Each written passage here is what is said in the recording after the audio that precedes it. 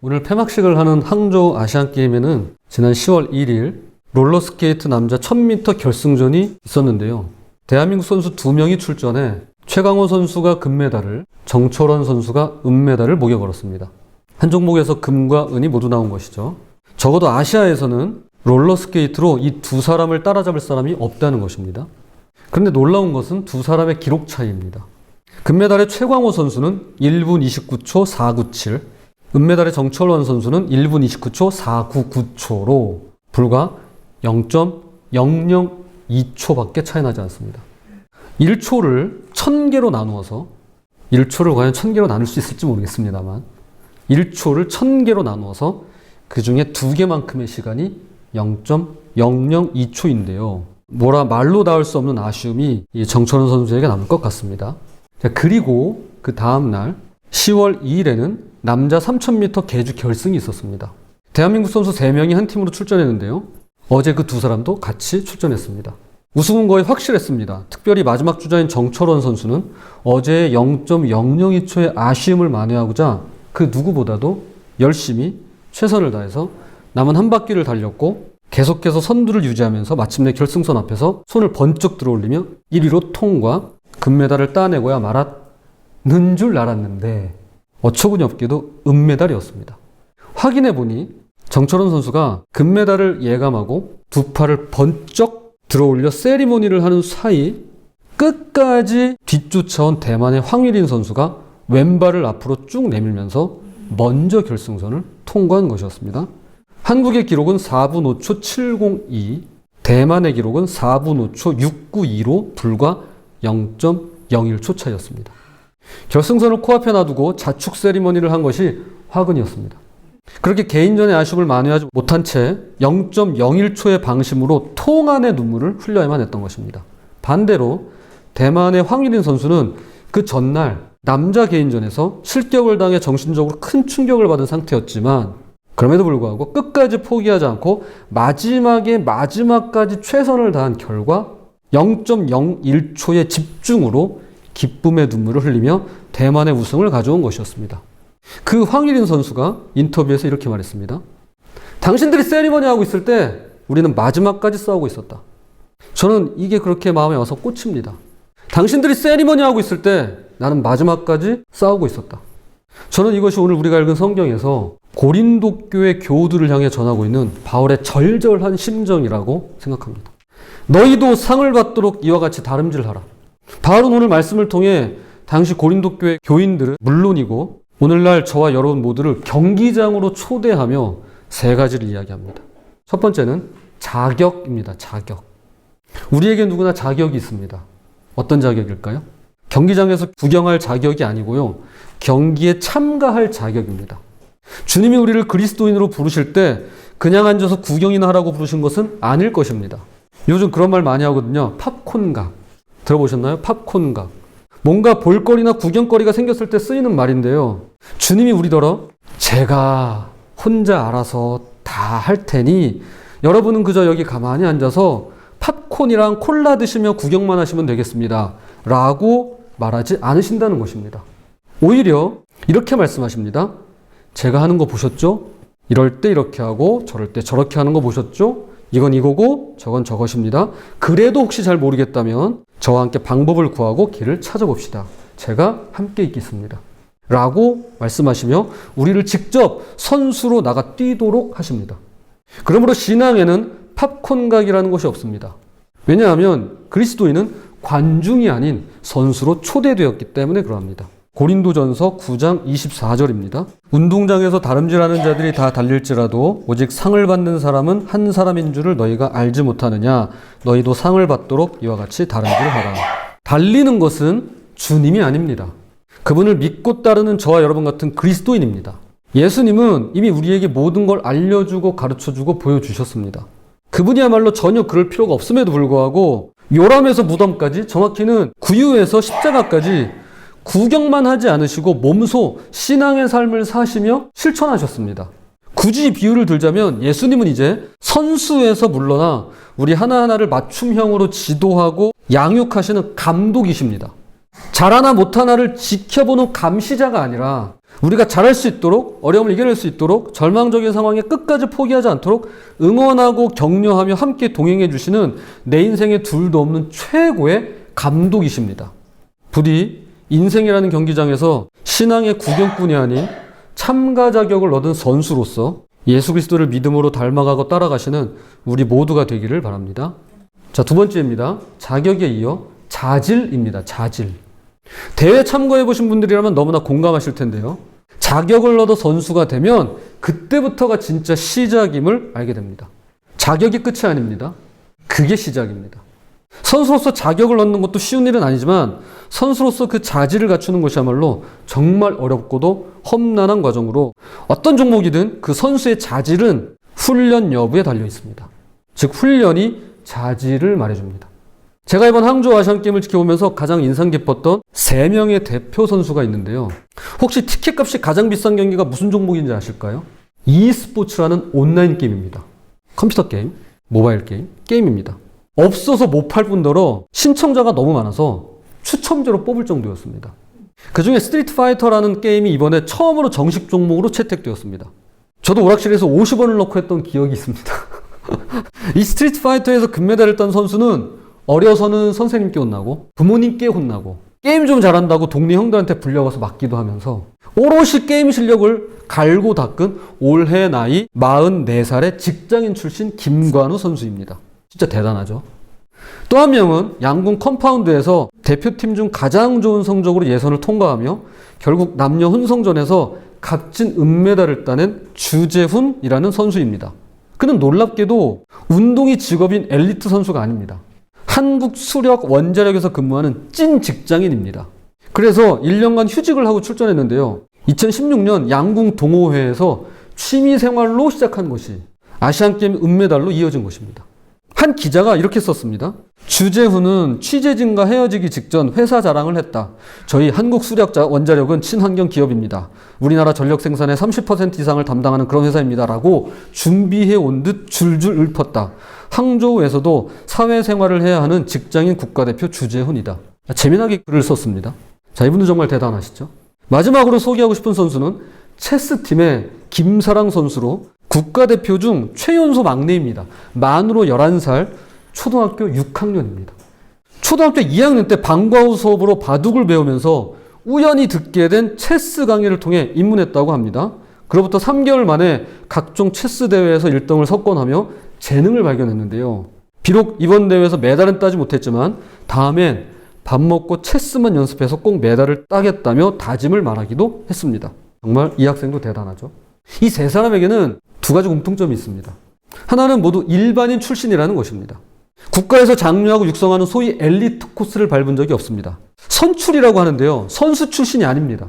그런 학교를 다녔다던가 기관에 소속되어서 전문적으로 하는 그런 사람들이 아닌 것입니다. 그저 직장 다니고 학교 다니고 취미생활로 시작하신 일반인입니다. 또 하나는 그럼에도 불구하고 누구보다도 많은 시간과 노력을 들여서 연습하고 훈련하기를 꾸준히 반복했다는 것입니다. 스트리트 파이터의 김관우 선수는 8살 때부터 이 게임을 시작해서 스틱을 놓지 않았으니 36년간 연습을 한 셈이라고 말합니다. 그게 오락실이든 집이든 특별히 국가대표가 돼서는 전국의 숨은 스트리트 파이터 고수들과 지속적으로 게임하고 대결하면서 실력을 갈고 닦을 수 있도록 끊임없이 훈련을 거듭했다고 합니다. 우리가 볼 땐 게임이지만 그에게는 이게 훈련이라는 것입니다. 또한 컴파운드 양궁의 주재훈 선수 같은 경우는 2019년 양궁에 입문한 지 3년이 됐어요. 전국체전 개막식 전날 태풍 때문에 양궁 장비가 들어있던 컨테이너가 강물에 모두 떠내려가서 시합을 전혀 못 뛰는 상황인데 아내 되시는 분께서 새 양궁 장비를 마련해 주어 다시 시작할 수 있었다고 합니다. 아버지가 운영하시는 축사가 있는데요. 거기에 관역을 만들어 놓고 홀로 연습하며 하루에 3시간 이상 유튜브를 보면서 활쏘기 연습을 게을리하지 않았다고 합니다. 체스의 김사랑 선수는 선배들이 조언해준 대로 하루 10시간씩 체스를 두면서 연습한 결과 마침내 국가대표가 될 수 있었다고 말합니다. 비록 시스템이나 조직 안에 들어가 배운 것은 아니지만 나이가 많고 직장을 다니고 초등학생인 이분들에게 충분히, 아니 그 이상의 선수로서의 자질이 있는 이유는 단지 좋아하니까, 관심이 있으니까, 재밌어 하니까가 아니라 그 누구보다도 열심히 연습하며 포기하지 않고 어느 선수 못지않게 훈련을 게을리하지 않았기 때문이라는 것입니다. 그래서일까요? 국내 선수 선발전이 올림픽보다 더 어렵다는 양궁. 이 양궁에서 대표팀 동료들은 주재훈 선수의 자세가 어설프다며 혼자 독학했으니까요. 맨날 야매 양궁이라고 놀린다고 합니다. 야매 양궁. 하지만 그 실력만큼은 확실하게 인정해 준다고 합니다. 저와 여러분에게도 성도의 자질, 그리스도인의 자질이 필요한데요. 이것은 신앙의 훈련이 뒷받침되어야만 하는 것입니다. 다른 사람 탓할 필요 없습니다. 교회 탓할 것 아닙니다. 코로나 탓할 일 아닙니다. 프로그램 탓할 일 아닙니다. 내가 훈련을 하느냐 안 하느냐의 문제입니다. 훌륭한 육상 선수는 너나 없이 열심히 훈련합니다. 그들은 녹슬어 없어질 금메달을 따려고 훈련하지만 여러분은 영원한 금메달을 따려고 훈련하는 것입니다. 여러분은 어떤지 모르겠으나 나는 결승전에 닿으려고 열심히 달리고 있습니다. 나는 내가 가진 모든 것을 그 일에 쏟고 있습니다. 결국 녹슬어 없어질 금메달이지만 이토록 집중하여 최선을 다해 열심히 노력하는 분들이 계시는데 하물며 영원한 금메달을 얻고자 하는 우리에게 아무런 연습이나 노력, 수고와 훈련이 없다면 이거야말로 돌이킬 수 없는 낭패 아닐까요? 신앙의 훈련은 유달리 신앙이 좋으신 분들, 또한 특별한 은사가 있다거나 전문적으로 신학을 배운 분들의 전유물이 아닙니다. 남녀노소를 불문하고 평범하고 일반적인 저와 여러분 모두에게 해당되는 것입니다. 히브리서 12장 바로 위에 보시면 성경책마다 주제를 적어놨는데요. 이게 번역본마다 출판사마다 조금씩 다릅니다. 예를 들어서 여러분이 가지고 계시는 그 성경책이 이렇게 되어 있을 것 같습니다. 주께서 주시는 징계. 이게 대부분이고요. 제가 가지고 있는 열린 성경은 우리의 모범이 되신 그리스도로, 쉬운 성경은요. 예수님의 본을 따르십시오. 이렇게 다양하게 되어 있습니다. 그런데 제가 지금 인용하고자 하는 새번역 성경에는요. 이렇게 적혀 있습니다. 주님의 훈련. 그러므로 이렇게 구름대와 같이 수많은 증인이 우리를 둘러싸고 있으니 우리도 갖가지 짐과 쉽게 빗나가게 하는 죄를 벗어버리고 우리 앞에 놓인 다름질을 참으면서 달려갑시다. 주님의 훈련은 다른 게 아닙니다.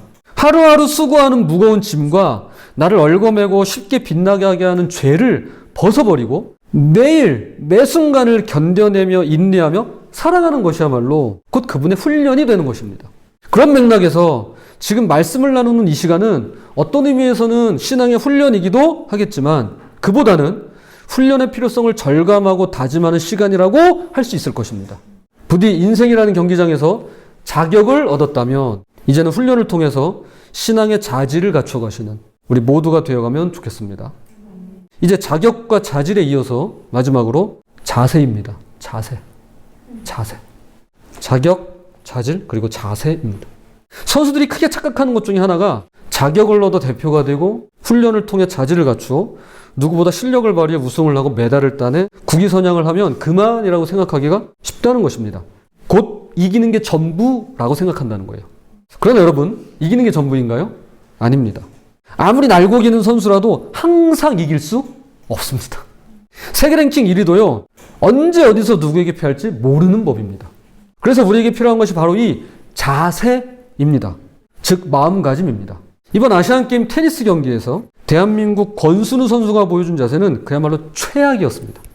경기 직후 보통은 이 테니스가 원래 귀족 경기였잖아요. 그래서 매너가 굉장히 중요합니다.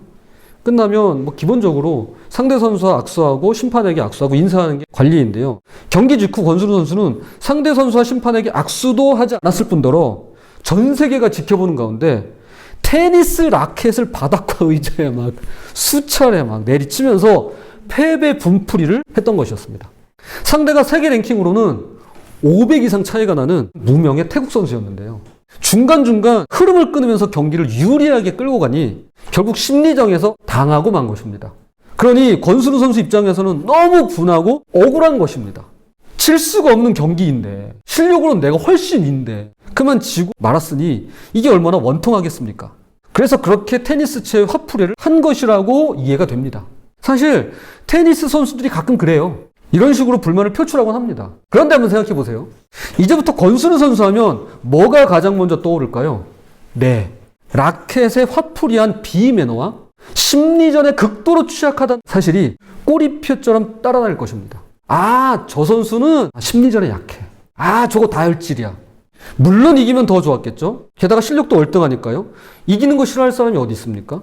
하다못해 우리는 형제간에도 이기고 싶어합니다. 심지어는 부부 사이에도 이기고 싶어합니다.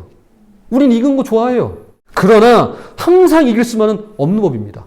지기도 하거든요. 그리고 많이 져봐야 그만큼 또 많이 이길 수 있다라고 저는 생각합니다. 선수라면 그게 누구든지 간에 경기에 임하는 자세만큼이나 중요한 것이 있는데요. 경기가 끝난 후 이겼을 때도 물론이지만 졌을 때의 마음가짐이 그 무엇보다도 중요한 것입니다. 오늘 성경이 바로 이 부분을 지적합니다. 내가 내 몸을 쳐 복종하게 함은 내가 남에게 전파한 후에 자신이 도리어 버림을 당할까 두려워함이로다. 바울은 솔직하게 고백해요. 나중에 자신이 버림을 당하게 될까봐 두렵다고 말합니다. 솔직한 심정이에요. 우리에게 이런 마음이 드는 거, 이런 생각이 드는 건요, 전혀 이상한 게 아니에요. 이건 굉장히 정직한 반응입니다. 사도 바울조차도 두렵다고 합니다. 자, 그래서 어떻게 하겠다는 건가요? 계속해서 지지 말고 이기는 경기만 하겠다고 굳게 다짐하고 있나요?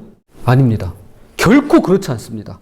절대 지면 안 되고 언제나 이기기만 해야 된다고 말한 적이 없습니다. 그렇게 말하는 거 아닙니다. 자, 제가 요걸 메시지 성경으로 읽어드리겠습니다. 여기에 그 내용이 나와요. 되는 대로 사는 것은 나에게 있을 수 없는 일입니다. 나는 정신을 바짝 차리고 최상의 상태를 유지하고 있습니다. 이는 방심하다가 허를 찌르는 일이 없게 하려는 것입니다. 다른 모든 사람에게 메시지를 전하고 나서 정작 나 자신은 버림받는 일이 없게 하려는 것입니다. 그는 신앙의 컨디션을 늘 유지하도록 정신 바짝 차리고 방심하지 않겠다고 말하고 있는 것입니다. 이것이 바로 우리가 견지해야 할 신앙의 자세입니다. 저 어려서요, 교회 학교 선생님들한테 늘 들었던 얘기가 뭐냐면 토요일에 일찍 자야 된다, 토요일에 일찍 자야 된다는 거였어요. 왜죠? 그래야 주일에 일어나서 아침 일찍 오전 9시에는 어린이 예배를 드릴 수 있었거든요. 옛날엔 그랬어요. 지금은 오후에도 하고 뭐 토요일에도 하고 하지만 예전엔 그랬어요. 하여튼 무조건 9시였어요. 왜 이렇게 일찍 했는지 몰라요. 그러나 여러분, 요즘 어떻습니까? 요즘 금요일은 불금입니다. 늦게 자는 건 기본이에요. 아주 기본값이 돼버렸어요. 늦잠 자는 게 문제가 아닙니다. 잘 수도 있죠. 그러나 최상의 컨디션을 유지하지 못하는 게 문제라는 것입니다. 정신을 바짝 차리지 못하게 만드는 것이 문제라는 것입니다. 우리는 진다고 버림받는 게 아닙니다. 사도 바울은 그렇게 얘기한 적 없습니다. 지면 실패자, 낙오자, 잉여인간, 쓸모없는 존재, 그렇게 되는 걸까요? 혹여나 이 세상에서, 우리 사회에서 그렇게 바라보고 낙인 찍어서 그런 생각이 잠시나마 들 수는 있겠지만, 그러나 성경 어디에도 그런 말씀은 없습니다. 비록 우리가 상을 받기 위해 달려가지만 그것은 누구는 받고 누구는 못 받는, 서연아 미안해, 서연이는 못 받고 주연이는 받는 그런 게 아니라, 아닌 성도님은 받고 저는 못 받고 그런 게 아니라, 그게 아니라 그런 서로의 경쟁으로 주어지는 상이 아니라 저마다가 예비된 우리 각자에게 주어지는 그 상을 받기 위함인 것입니다. 저의 상이 있어요. 그건 저만 받을 수 있는 상이에요. 근데 제가 가지 않으면 못 받는 상이에요. 그 이야기예요. 너는 늦었어? 너 2등 했네? 0.001초? 너 안 줘. 이게 아니라 우리에게 다 상이 있는데 그걸 받기 위해서 달려가야 된다는 것입니다. 그러므로 만약 바울의 말처럼 버림을 받게 되는 일이 생긴다면 그것은 졌기 때문에, 2등을 했기 때문에 버림받는 것이 아니라 끝까지, 마지막까지 정신을 바짝 차리지 않고 방심했기 때문에 버림받는 것임을 잊어서는 안 되겠습니다. 다시 맨 앞으로 돌아가서, 제가 당사자는 아니지만 정철원 선수야말로 이 사실을 분명히 알고 있을 것 같습니다. 0.01초 차의 단발의 차이 때문이 아니라 방심의 차이 때문에 통안의 패배를 당했음을 그 누구보다도 잘 알고 있을 것입니다. 사실 같은 날 여자 롤러스케이트 단체전이 있었습니다. 근데 거기서 한국 여자 선수들이 은메달을 땄어요. 그리고 바로 뒤에 남자 단체전이 있었던 겁니다. 그러니까 남녀 모두 대한민국이 단체전 은메달을 섞어놓은 것입니다. 너무 잘 달려줬고 모두 다 수고했어요. 하지만 메달의 색깔은 같을지 몰라도 온도는 전혀 달랐습니다. 여자 선수들은 신나하며 축제 분위기였는데 남자 선수들은요, 침통함을 넘어서 넋이 나간 것처럼 보였습니다. 1등을 못하고 2등을 해서가 아닙니다. 방심하느라 끝까지 최선을 다해서 집중하지 못했기 때문입니다. 저는 우리의 신앙도 이와 크게 다를 바 없다고 봅니다. 좋은 신앙, 나쁜 신앙 따로 있는 거 아닙니다. 끝까지 완주하지 못하는 것이 가장 두려운 것입니다. 방심하다가 큰 코 다칠 수 있고요. 정신 똑바로 차리지 못하고 하루가 어떻게 가는지도 모르게 정신없이 살다가는 그렇게 될 수 있다라는 것입니다. 이것이 우리가 경계해야 할 두려운 일입니다. 그러므로 신앙의 경주에는 고결한 자세와 마음가짐이 있는데요. 그것은 바로 끝날 때까지 끝난 게 아니다라는 것입니다. 마지막까지 방심하지 말고 정신 바짝 차리고 신앙의 경주를 완주하시는 우리 모두가 되었으면 좋겠습니다. 자, 이제 말씀의 결론을 맺겠습니다. 제가 말씀을 준비하면서 떠오른 두 가지 생각이 있습니다. 하나는 사도 바울도 운동 경기를 보면서 하나님 나라에 대한 생각을 많이 했구나라는 것이었습니다. 그 당시에도 사실은 스포츠 경기가 있었죠. 그리스 로마 시대이다 보니 올림픽이 이제 처음 거기서 시작되었잖아요. 오늘 본문이 운동 경기를 신앙에 빗대어 저와 여러분에게 말씀하고 있습니다. 또 하나는 사도 바울이 우리더러 끝까지 포기하지 말고 마지막까지 신앙 경주를 완주하라고 전하고 있지만 실상은 누구보다도 우리를 끝까지 포기하지 않고 마지막까지 완주하게 하시는 분이 계시다면 바로 하나님이시라는 것입니다. 바로 우리가 믿는 삼위일체 하나님이시라는 것입니다. 이 일을 위해 예수 그리스도를 보내주셨고 그 후에는 성령님을 보내주셨습니다. 비록 살다 보면 나는 포기하고 싶은 순간이 찾아오고 그래서 실제로 포기할 때도 있지만 하나님께서는 결코 나를 포기하지 않으신다라는 것입니다. 하나님은 포기하지 않으세요? 나만 포기하지 않으면 됩니다. 이것을 가리켜 우리는 이렇게 부를 수 있습니다. 진리. 이게 진리예요. 이게 진리. 뭐 다른 거 진리 하는데 이것만큼 진짜 진리가 없습니다. 주님은 결코 나를 포기하지 않으십니다. 나를 떠나지 않으십니다. 나를 버리지 않으십니다. 언제나 나와 함께 하십니다. 이것이 바로 우리를 끝까지 신앙의 길로 완주하게 하시는 그분의 끝없는 사랑입니다. 성경은 예수님의 사랑이 마지막까지 포기하지 않는 끝없는 사랑이라고 말씀하는데요. 이 사랑이 누구에게까지 닿아 있는지를 이야기하고 있습니다.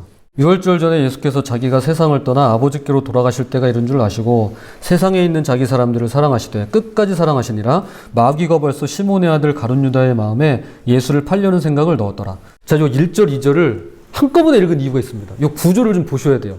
자, 예수님께서 세상에 있는 자기 사람들을 사랑하실 때 끝까지 사랑하신대요. 근데 2절에 바로 이어서 누가 나오죠? 먼저 마귀가 나와요. 그 다음 누가 나오죠? 마귀가 생각을 넣어준 유다가 나와요. 여러분, 1절만 읽으면 이게 좀 추상적이에요. 예수님이 끝까지 사랑하신데 이게 추상적이거든요. 근데 2절에 딱 오면요, 너무 구체적이어서 충격적이기까지 합니다. 성경은 분명히 예수님의 끝없는 사랑이 마귀가 생각을 집어넣은 자에게도 예외일 수 없다라고 말하는 것입니다. 그래서 주님의 사랑을 비웃기라도 하듯이 그분을 배신하고 헌신짝 팔아넘기려 하는 가룟 유다야말로 끝없는 사랑의 대상이라고 명토바가 말씀하고 있는 것입니다. 마귀는 사랑의 대상이 아니죠. 다만 마귀에게 사주받은, 마귀에게 지배당하는 우리는, 그런 분들은 예수님의 사랑에 닿아 있다는 것입니다. 그 끝없는 사랑 안에 포함되어 있다는 것입니다. 물론 끝내 그 사랑을 거부하며 비참한 최후를 맞이하긴 했지만 말이죠. 또한 이것은 동시에 하나님 아버지의 끝없는 사랑을 가리키는데요. 메시지 성경을 읽어드리겠습니다. 어떤 이들이 생각하는 것처럼 하나님께서는 자신의 약속을 더디 이루시는 분이 아닙니다. 그분은 여러분을 위해 참고 계십니다. 그분께서 종말을 유보하고 계신 것은 한 사람도 잃고 싶지 않으시기 때문입니다. 하나님께서는 모든 이들에게 삶을 고칠 수 있는 시간과 공간을 베풀고 계십니다. 하나님이야말로 약속을 더디 이루시는 분이 아니신데 한 영혼이라도 잃지 않고 구원하시기 위해서 지금 뭐하고 계세요? 오래 참고 계세요. 기다리고 계십니다. 그리고 제가 이제 주목한 말씀은 바로 그 뒤에 있는데요. 우리가 삶을 고칠 수 있도록 그분의 시간과 공간을 아낌없이 베푸시는 끝없는 사랑을 보여주십니다. 시간과 공간을 베풀어 주셨대요. 자, 지금 이 시간, 지금 이 공간, 우리에게 베풀어 주신 끝없는 사랑 중의 일부입니다. 여러분의 가정, 여러분의 일상, 시간과 공간을 주님께서 베풀어 주셨어요. 끝없는 사랑이 그 안에 있습니다. 이것이 바로 우리가 맨 앞서 찬양한 눈이 닿는 우주 공간, 그리고 손이 닿는 구석구석, 이 푸르른 지구가 아니고 무엇이겠습니까? 우리에게 끝까지 완주하라고 하시지만 실상은 끝까지 완주할 수 있도록 끝없는 사랑을 부어주시는 분은 다름 아닌 삼위일체 하나님이신 것입니다. 영화 배너의 클라이막스는 후반부의 마차 경주 장면입니다. 네 마리의 말이 이끄는 마차를 몰면서 이제 경주를 하는 장면인데요. 이제 보신 분들은 이제 그 장면 연상이 되실 거예요. 이 장면을 찍기 위해서 주인공 배너 역을 맡은 찰턴 헤스턴은 열심히 마차 모는 법을 연습했다고 합니다. 하루는 윌리엄 와일러 감독이 이제 마차 타는 법을 잘 익히셨나요? 물어봤어요. 그러자 배너에게 찰턴했더니 네, 마차는 제법 타겠는데 실제 경주에서 이길지는 모르겠네요. 라면서 농담처럼 대답했습니다. 그때 와일러 감독이 웃으면서 이렇게 말했다고 합니다. 걱정하지 마세요. 당신은 그냥 마차만 타고 달리기만 하면 됩니다. 제가 이기게 해줄 테니까요. 이기게 해주는 건 저입니다. 우리는요, 끝까지 달려가기만 하면 돼요. 나머지는 주님이 알아서 하실 겁니다. 사실 평소보다 오늘 말씀이 좀 길긴 한데 이 말씀은 제가 꼭 해야 될 것 같아요. 아시안게임으로 시작했으니 아시안게임 이야기로 마치도록 하겠습니다. 초등학교 6학년 김사랑 선수가 출전한 체스에는 폰이라고 하는 말이 있습니다. 폰. 장기로 따지면 졸이에요. 졸병이에요. 가장 약하다고 할 수 있는데요. 그런데 이 폰이요, 마치 역전의 용사처럼 끝까지 전진해서 상대 진영, 그러니까 마지막 열에 딱 도착을 하면 이렇게 판이 있는데 8개인가 칸이 있거든요. 근데 폰이 여기서 시작해서 상대 진영의 맨 끝에 딱 도달하게 되면요, 아주 이상한 일이 생깁니다. 그러니까 이게 체스에만 있는 특별한 법칙인데요. 이 폰이 프로모션이라고 해서 승급을 해요. 그러니까 승진을 해요. 되게 재밌죠? 지위가 올라가요. 격상돼요. 그래서 졸병에서요, 장군이 될 수 있습니다. 룩, 비숍, 나이트, 심지어는 퀸도 될 수 있어요.